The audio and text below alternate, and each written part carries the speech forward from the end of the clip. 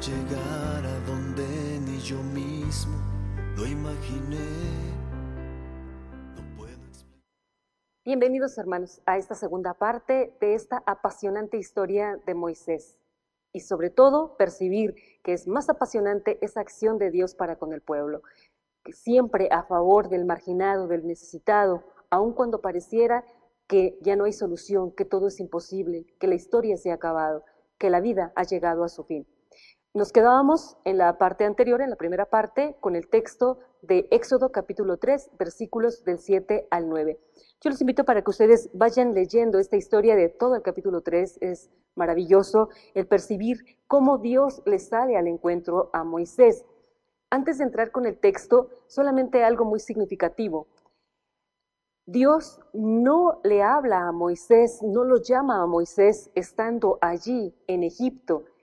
Dios llama a Moisés, le sale al encuentro, pero ya estando en el desierto. Decíamos en la parte anterior, Moisés está ya en una situación resignada, como lo vemos ahí en el capítulo 3, versículo 1, cuidando las ovejas de su suegro.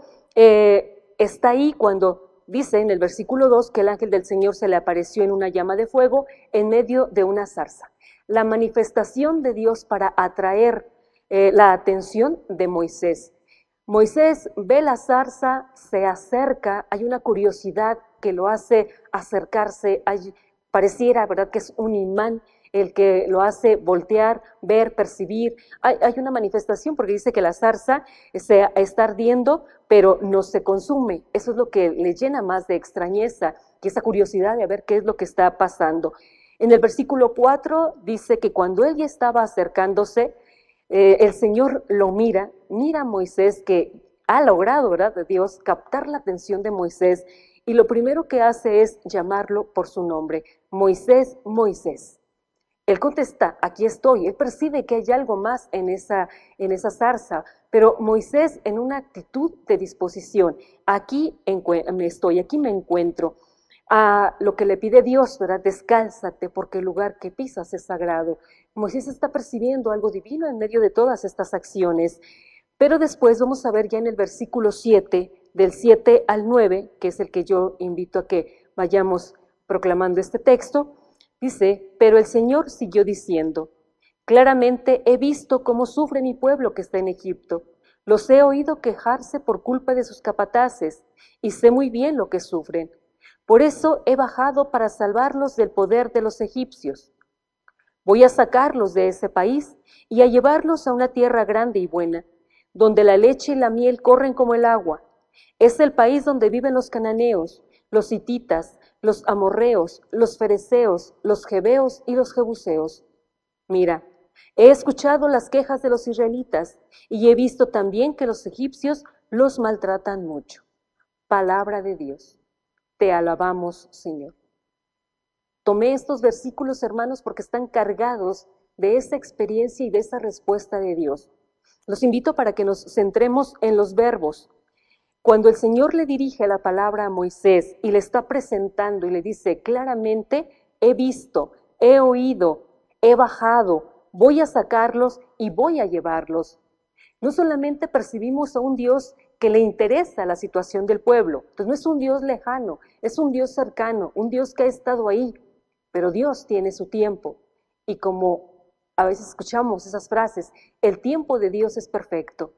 Este tiempo entonces es cuando Él responde, pero esos verbos: he visto, no me es indiferente tu dolor, no me es indiferente tu situación, y aun cuando creas que soy un Dios lejano, podría decir, ¿verdad?, el Señor siempre ha estado ahí, escuchando tu oración, viendo tu llanto, escuchando tus súplicas, viendo tus necesidades, pero es ahora cuando entonces bajo.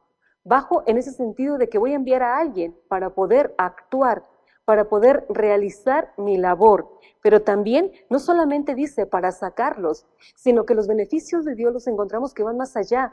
Cuando presenta el texto diciendo: porque voy a llevarlos a una tierra que, como vamos a ver ahí los adjetivos, es muy contrario a lo que sería Egipto. Egipto es la tierra de la esclavitud, la tierra de la muerte, la tierra del sometimiento, de los trabajos duros, de la violencia, y sin embargo el Señor llega y dice: voy a sacarlos de ahí para llevarlos a una tierra grande, buena, donde mana la leche y la miel, donde será una tierra en abundancia. Es ahí donde entonces en el versículo 9, cuando dice, he escuchado esas quejas, he visto también el maltrato, y entonces en el versículo 10, pareciera que Moisés al escuchar esa situación se quedaría diciendo, pues qué bueno Señor, ¿verdad? Qué bueno que has visto, qué bueno que has escuchado. Pero en el 10 está ya la elección y la misión de Moisés, donde Dios entonces le dice a Moisés, ¿por qué le salió al encuentro a él que lo conoce por su nombre, que está con él y lo que le va a encargar dentro de esta historia? Te voy a enviar ante el faraón para que saques de Egipto a mi pueblo, lo que veíamos con el nombre de Moisés. Fue sacado, experimentó también él una manifestación divina al no haber muerto ahí, ahogado ahí en el río, o muerto de hambre, no, sino que encontramos que para eso fuiste sacado. Por eso tuviste esa experiencia, para que ahora tú vayas y tú saques a este pueblo. Fíjense cómo aquí encontramos algo, hermanos. Moisés tenía ese deseo de querer ayudar al pueblo, pero sus planes no eran los más idóneos. Él tuvo que vivir toda una experiencia para que después escuchara la voz de Dios y decirle, mira, bajo tus planes no, yo tengo mis planes y esos son los planes con los cuales tú vas a realizar y con los cuales verás que así podemos sacar a este pueblo. Tú tenías un celo, tú querías hacer algo por tu pueblo, pues mira, yo te doy ahora las pautas. Yo creo, hermanos, que ante la realidad que estamos viviendo, muchas veces el corazón se nos empequeñece, sentimos el corazón que nos duele, sentimos cómo el corazón se nos oprime al ver el dolor, el sufrimiento, la muerte, y a veces no sabemos qué hacer, cómo ayudar, cómo actuar, o a veces actuamos pensando que es lo mejor y actuamos de una manera muy deliberada, y nos damos cuenta, así como Moisés, que ha sido un fracaso. Si nosotros nos presentamos delante del Señor y somos sensibles para poder decirle, Señor, aquí estoy, ¿cómo le puedo hacer? ¿Cómo puedo ayudar a aquellos que más necesitan, a aquellos por los que me duele? ¿Verdad? El Señor nos podrá ir indicando los planes de cómo poder nosotros ponernos al servicio para poder ir a ayudar, llevarles una palabra de aliento, una oración, algo, ¿verdad? Algo que nosotros podamos hacer por la necesidad del otro, no quedarnos indiferentes, sino que al contrario, abrirnos a la acción de Dios, escuchar el llamado que también nos hace como a este Moisés, y te voy a enviar. Que nos abramos nosotros para decir, Señor, ¿a dónde quieres enviarme y qué quieres hacer conmigo? Después vamos a encontrar cómo Moisés es obediente. Moisés va, antes Moisés le pone la objeción a Dios diciéndole, pero Señor, yo no sé hablar, yo no sé qué voy a decir, soy tartamudo. El Señor no se desdice del llamamiento de Moisés, le envía a Aarón, dice, bueno, Aarón es bueno para el discurso, tú le vas a decir a Aarón lo que yo te estoy diciendo a ti, y Aarón va a hablar con el faraón. También aquí cuando se percibe que cuando hay un llamado de Dios y a veces ponemos la objeción, pero el percibir, Dios ya sabe cuáles son mis necesidades o cuáles son mis incapacidades, pero el Señor actúa, la gracia siempre delante. Aquí vemos que en Moisés, ya delante del faraón, empieza él a cumplir con su misión, y yo los invito a que sigan leyendo toda esta historia. Nos vamos a pasar hasta el capítulo 7, donde ya encontramos esa acción drástica de Dios para con el faraón. Dios envía a Moisés para decirle al faraón sus planes, que deje salir a su pueblo de Israel, que lo deje salir, que ya no lo siga sometiendo ni maltratando. Sin embargo, el faraón no hace caso. Dios actúa a través de Moisés con varias manifestaciones divinas portentosas, pero el faraón no cede. Llega un momento en donde pareciera que Dios da el ultimátum para con el faraón, y lo encontramos ahí en el capítulo 7, versículo 14, que dice, después el Señor le dijo a Moisés, el faraón se ha puesto terco y no quiere dejar salir a los israelitas. Encontramos toda esta historia, todas estas manifestaciones de las plagas. Recordemos esta historia que les voy a dejar de tarea, que lean el capítulo 8, capítulo 9, capítulo 10, donde encontramos cómo se van realizando las plagas. Entonces encontramos como las plagas que llegan sobre Egipto. Cada plaga, el faraón parecía que ya doblegaba el corazón, pero no, volvía a endurecerlo. Aquí, hermanos, retomar un punto. ¿Por qué el faraón endurece el corazón? El texto menciona que Dios hacía endurecer el corazón del faraón. Puede haber varias interpretaciones. Una de las interpretaciones que lo encontramos en esa apertura a la palabra, se dice que cuando el hombre está abierto a la palabra, el corazón se hace dócil, el corazón se convierte, el corazón se transforma, pero cuando la persona cierra el corazón a la palabra, está escuchando la voluntad de Dios, ya la conoce, ya la sabe, pero dice, no quiero, el corazón se endurece. El corazón poco a poco se va alejando de Dios y decir, no quiero, no lo asimilo, no estoy de acuerdo con lo que Dios me está pidiendo. Y eso nos puede pasar a todos cuando nos cerramos a no querer escuchar la palabra o la voluntad divina. Por eso encontramos aquí que el faraón dice, se endurece el corazón del faraón, pero también, ¿quién está sufriendo? ¿Quién sufre? Entonces es el pueblo, no el faraón. Y así encontramos cuando hay gente que tiene en sus manos el poder, la autoridad de un pueblo y que no le interesa la necesidad de su pueblo, sino lo que le interesa son solamente sus intereses, su riqueza, su prosperidad, su bienestar, no le va a importar lo que el pueblo esté sufriendo, su pueblo. Aquí ya es Egipto el que está sufriendo y sin embargo no se doblega. Aquí estamos encontrando que es el faraón con Dios. En esta actitud, entonces, encontramos que vienen toda esa secuencia de esas plagas hasta llegar ya a la última plaga, el ultimátum. Éxodo, capítulo 12, versículo del 1 al 29, y después, siguiendo toda esta historia, hasta el versículo 33. Todo este capítulo 12 que vamos a encontrar, que yo les invito a que ustedes lean ahí en su casa, en su comunidad, a la luz de Dios. En este capítulo 12 vamos a encontrar ese paso del Señor, la Pascua. En este capítulo 12 del libro del Éxodo, 3 versículos que los invito a que vayan tomando ahí en su Biblia. Ya ustedes pueden leer todo el capítulo 12 para llevar esa secuencia de cómo Dios actúa ya con esta última plaga. Esta última plaga que se ha considerado ser el exterminio del primogénito, es decir, es primogénito ahora por primogénito, es el primogénito del faraón por el primogénito de Dios, que sería el pueblo de Israel.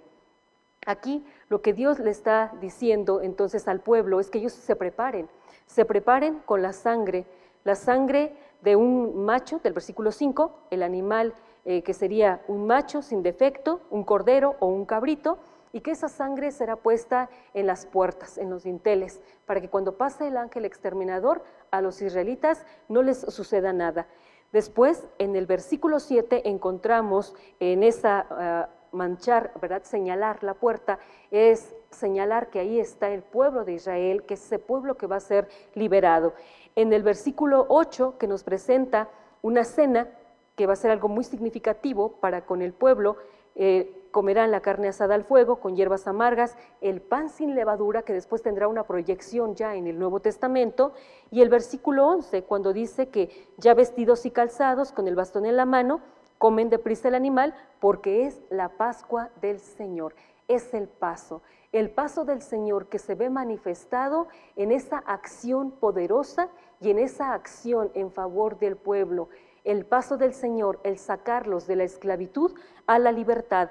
Encontramos que es el acontecimiento más grande para con el pueblo, un pueblo que ha sido sometido por años y que ahora el Señor viene, que no les está diciendo que el pueblo se ponga, que ellos organicen un ejército, que ellos organicen una revolución, no, sino que es el paso del Señor. Ellos solamente tienen que ser obedientes, se tienen que preparar, se tienen que disponer para poder seguir las indicaciones que Moisés les va indicando.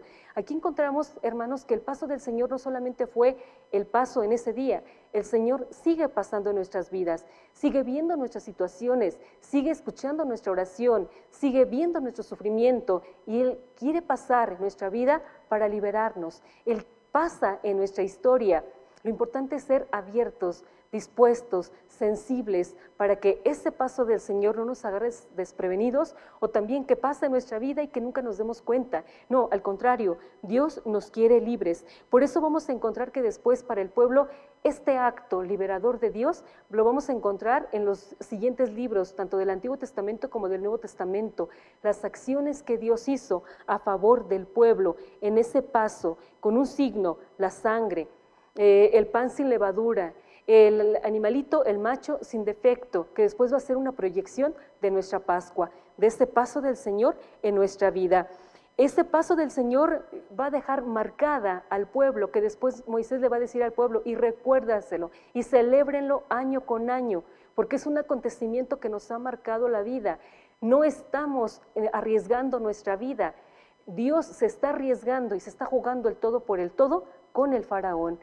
El pueblo entonces sale, el pueblo ya hace esta experiencia. En el Éxodo, el capítulo 14, encontramos esa presencia y esa manifestación de Dios. Dios va guiando al pueblo y tiene la presencia.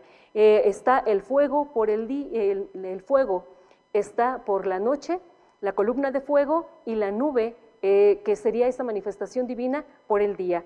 Es el percibir esa presencia. Dios no deja al pueblo, Dios lo va siguiendo, Dios lo va guiando. Ahí en el capítulo 14, versículos del 21 al 27, encontramos cómo este pueblo pasa. Proclamo nada más un texto y un versículo y ustedes van siguiendo toda esta historia.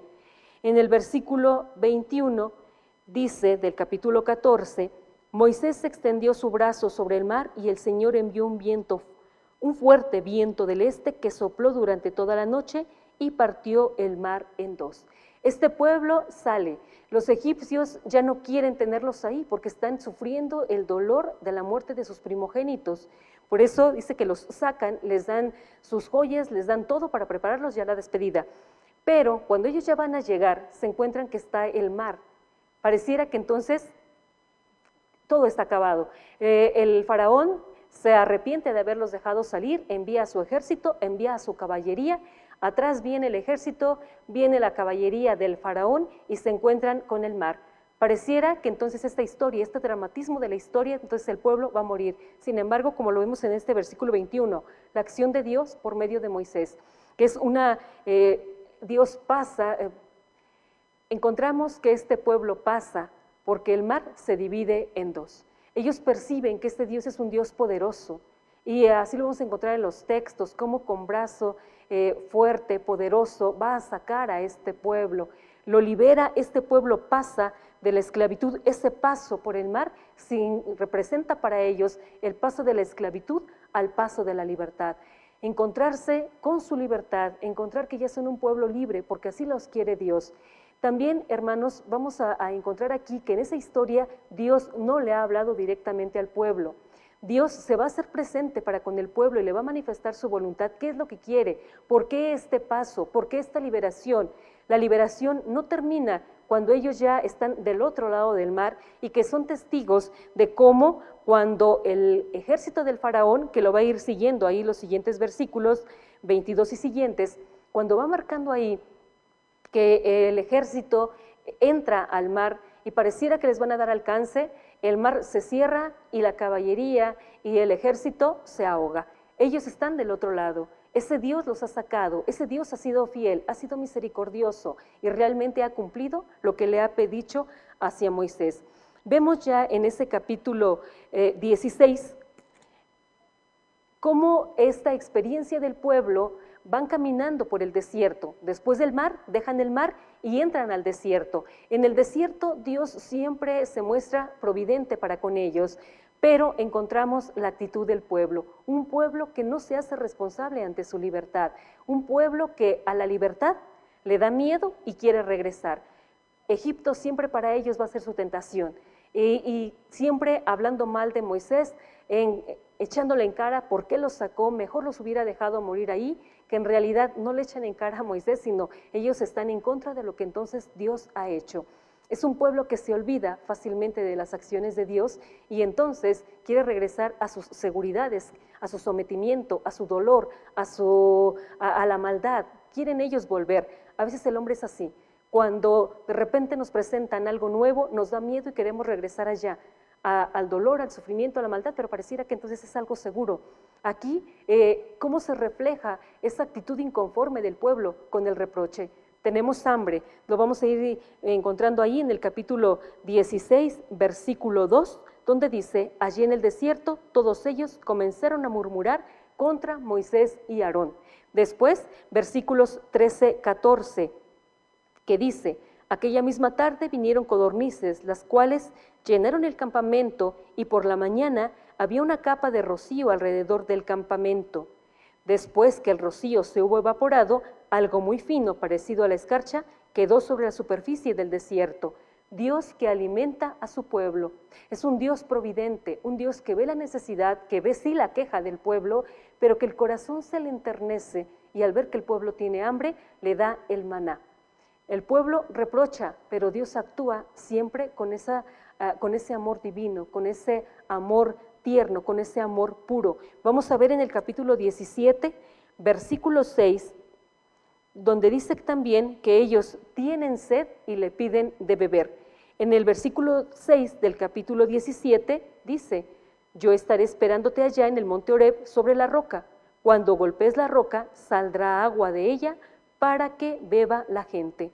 Moisés lo hizo así a la vista de los ancianos de Israel. Palabra de Dios. Te alabamos, Señor. Encontramos entonces que este pueblo pasa 40 años ahí en el desierto, pero siempre haciendo esta experiencia, la experiencia de este Dios que, como veíamos en los versículos anteriores, es un Dios que ve, un Dios que escucha, un Dios que baja, un Dios que actúa. El pueblo aquí tiene hambre, tiene sed, y Dios es providente. Les da de comer, les da de beber, pero también es un Dios que en esa medida de cómo el pueblo va caminando, es un Dios que también le hace experimentar las correcciones divinas. Así es la pedagogía, porque vamos a encontrar que en algún momento el pueblo se rebela, pero Dios tiene que corregirlo para que vaya aprendiendo. Aquí no termina la historia la vamos a encontrar que esa liberación, como ya lo habíamos mencionado en versículos anteriores, esa liberación lleva a algo mucho más grande, que sería una alianza. El compromiso que Dios va a hacer para con este pueblo, una alianza que va a ser como elevar la dignidad de este pueblo, de un pacto que hace Dios con ellos. Y lo vamos a encontrar en el capítulo 19, la alianza que va a realizar Dios con el pueblo en el Sinaí, cómo los israelitas llegan a este lugar que Dios les tiene preparado, Dios organiza todo para este momento. En el capítulo 19, entonces encontramos esta alianza, la alianza que Dios hace para con el pueblo. Es el momento culmen. Si la liberación es el acontecimiento que ha marcado la vida del pueblo, la alianza viene a darle plenitud. El decir, ¿por qué Dios ha sacado a ese pueblo de Egipto? Sí, para liberarlo, pero sobre todo para hacerlo su pueblo. Y lo vamos a ir siguiendo ahí en este texto, del versículo 5 al versículo 8. Así que si ustedes me obedecen en todo y cumplen mi alianza, serán mi pueblo preferido entre todos los pueblos, pues toda la tierra me pertenece. Ustedes me serán un reino de sacerdotes, un pueblo consagrado a mí. Diles todo esto a los israelitas. Moisés fue y llamó a los ancianos del pueblo y les expuso todo lo que el Señor le había ordenado. Entonces los israelitas contestaron a una voz, haremos todo lo que el Señor ha ordenado. Moisés llevó entonces al Señor la respuesta del pueblo. Palabra de Dios. Te alabamos, Señor. Toda esta historia que encontramos en el Éxodo tan maravillosa y que no solamente hagan la tarea de leer los capítulos, sino también háganse el propósito de leer todo el libro para ver en un contexto muy amplio, toda esta historia tan apasionante, el percibir cómo Dios le presenta su voluntad a Moisés. No solamente los quiero libres, sino los quiero míos. Los quiero mi pueblo, que esa es la manifestación de Dios. Encontramos entonces cómo Dios se presenta y lo que le dice a este Moisés. Retomamos nuevamente ahí el versículo 5, que es algo central.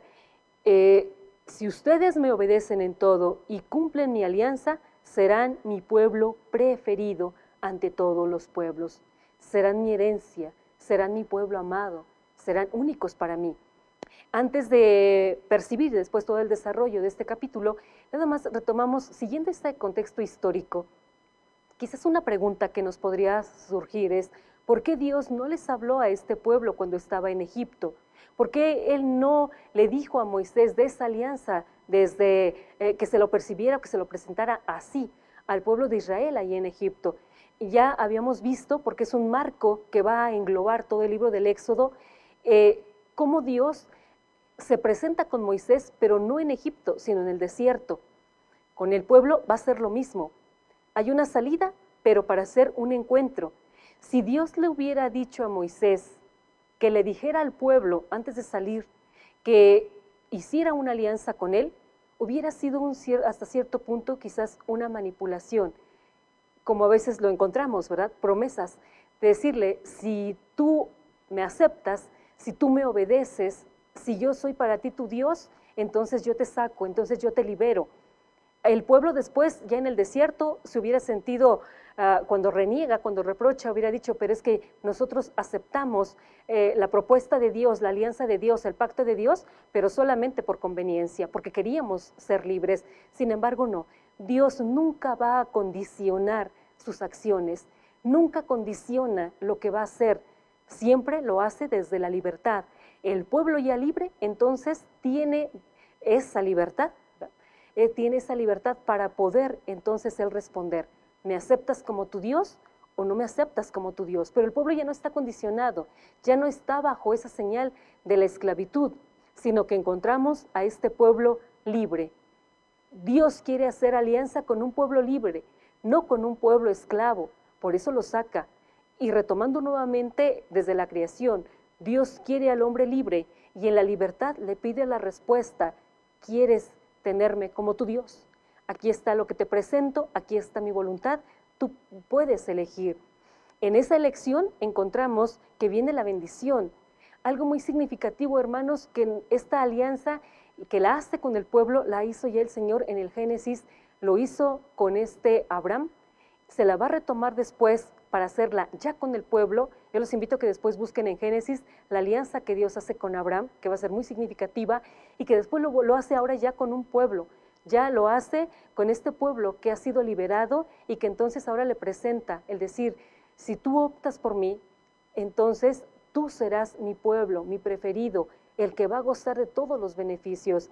Esta relación va a ser en un sentido tal vez esponsal, porque les va a presentar en ese lineamiento el decálogo, la ley que la encontramos que en el pueblo judío es la Torah, la ley, pero que es enseñanza, que la ley que le presenta aquí y que vamos a encontrarlo en el capítulo 20, que yo los invito a que ustedes lean este capítulo, siguiendo ahí no solamente el decálogo, sino todo lo que implica para el pueblo el conocimiento de esta ley y la aplicación en su vida, es porque la Torah no solamente es decir lo que no vas a hacer, que a veces nosotros como católicos a veces lo tenemos así, es que son puras cosas que me dicen no hagas, no hagas, no hagas, no, sino que la ley, la Torah para el pueblo de Israel es enseñanza, es cómo Dios le marca el camino, cómo Dios le va enseñando y se lo va enseñando y le va indicando con el dedo lo que tiene que realizar, y todo eso está en favor del pueblo, para que el pueblo sea feliz, para que el pueblo sea libre, para que el pueblo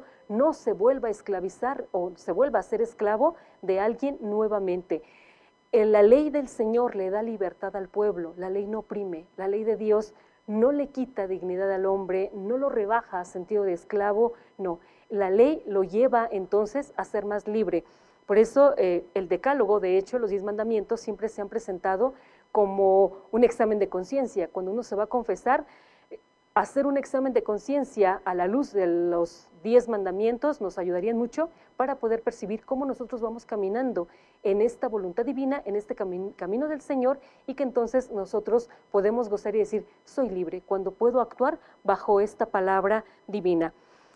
En esta alianza que él hace y en esta respuesta también vamos a encontrar posteriormente cómo este pueblo va a firmar esta alianza se hace ese pacto, viene esa señal de la sangre, está ahí la ley, pero también están la sangre de los animales, ya a partir del capítulo 32, después viene la renovación de esa alianza, pero encontramos cómo en esa renovación de alianza viene entonces la señal de esa sangre que va a estar rociada sobre el pueblo y que va a estar rociada sobre el altar como un signo.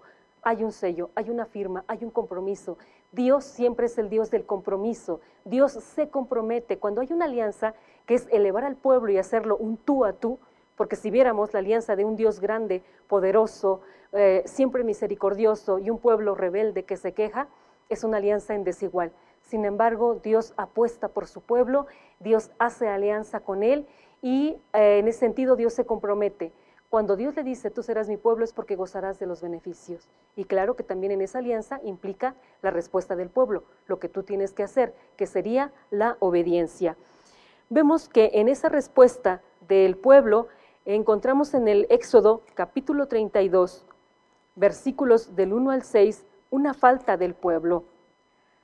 Moisés está arriba en el monte recibiendo esa ley, es donde Dios se está comprometiendo y abajo el pueblo apostatando, el pueblo siendo idólatra. Lo encontramos ahí en el capítulo 32, versículos del 1 al 6. ¿Qué dice? Al ver los israelitas que Moisés tardaba en bajar del monte, se juntaron alrededor de Aarón y le dijeron, anda, haznos dioses que nos guíen, porque no sabemos qué le ha pasado a este Moisés que nos sacó de Egipto. Y Aarón les contestó, quíteles a sus mujeres, hijos e hijas, los aretes de oro que llevan en las orejas, y tráiganmelos aquí. Todos se quitaron los aretes de oro que llevaban en las orejas, y se los llevaron a Aarón, quien los recibió y fundió el oro, y con un cincel lo trabajó hasta darle la forma de un becerro. Entonces todos dijeron, Israel, este es tu Dios que te sacó de Egipto. Cuando Aarón vio esto, construyó un altar ante el becerro y luego gritó, mañana haremos fiesta en honor del Señor. Al día siguiente, por la mañana, se levantaron y ofrecieron holocaustos y sacrificios de reconciliación. Después el pueblo se sentó a comer y beber y luego se levantaron a divertirse. Palabra de Dios. Te alabamos, Señor. Encontramos aquí algo nefasto para el pueblo. El pueblo, al percibir el abandono de Moisés, al percibir el silencio de Dios, le da miedo. Cree que Dios ya lo ha abandonado. No le han servido al pueblo las manifestaciones de Dios, el que los haya sacado sin una gota de la sangre del pueblo, el que les haya dado de comer en el desierto, el que haya hecho toda esa alianza con ellos, no le basta al pueblo. Entonces encontramos aquí que ese silencio lo aterra. ¿Y qué es lo que hace? Buscarse una seguridad. A veces el hombre vive así, hoy en día, buscando seguridades ante un desconocimiento de Dios, ante un mundo que quiere quitar la idea de ese Dios, de su doctrina, de su amor. Entonces el hombre se siente solo. El hombre no está acostumbrado porque no ha sido creado para vivir ni en soledad, ni en esa experiencia de un ser sin Dios. Por eso se busca dioses, se busca algo que le dé seguridad, que lo haga también trascender.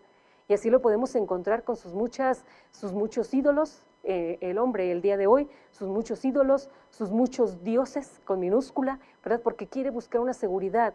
Dirá el Señor en otro texto, ustedes se buscan cisternas donde apagar su sed, pero esas cisternas están rotas, están agrietadas, por eso no los llena. Aquí encontramos entonces que este pueblo pide algo, pide una respuesta y encontramos la acción de Aarón. Aarón pocas veces actúa, pocas veces habla en el texto de este libro, pero sin embargo cuando actúa mal y hace pecar al pueblo.